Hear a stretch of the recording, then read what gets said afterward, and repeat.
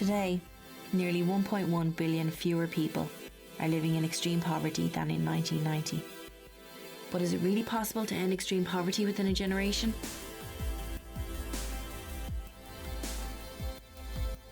In September 2015, governments set out to do just that by 2030 as part of a new global agenda in 17 Sustainable Development Goals. Taking this measure of extreme poverty, over 700 million people are currently living on less than $1.90 a day. We're now the very first generation in human history that can see the end of extreme poverty. That's down from 1.9 billion people in 1990. Surviving on the poverty line means struggling to access basic human needs such as food, safe drinking water, toilet facilities, health, shelter, or education. But is $1.90 a day enough to keep poverty at bay for the world's poorest? Nearly 300 families live in this illegal slum. New as well as conventional measures of poverty identify some of them as empowered and others as poor. But on the ground, it's hard to see the difference.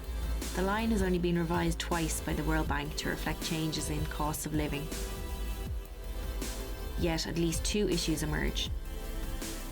Living on $1.90 a day isn't a guaranteed safety net to access food or medicines. And National Poverty Survey data is uneven or incomplete for entire regions, such as the Middle East and North Africa. While poverty declined over the last 150 years, it wasn't fast enough to offset the rapid rise in world population, particularly since 1970.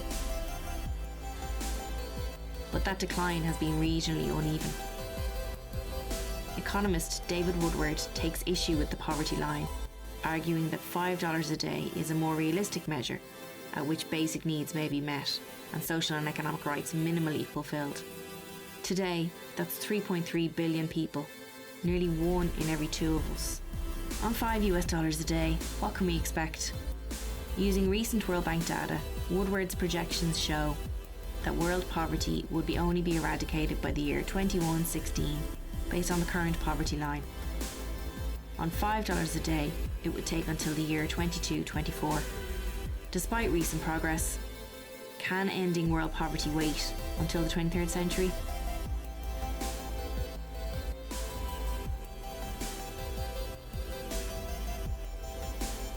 The World Bank's poverty line argument is misleading, as it's far too low for people living in many countries, especially those in Latin America and large parts of Asia.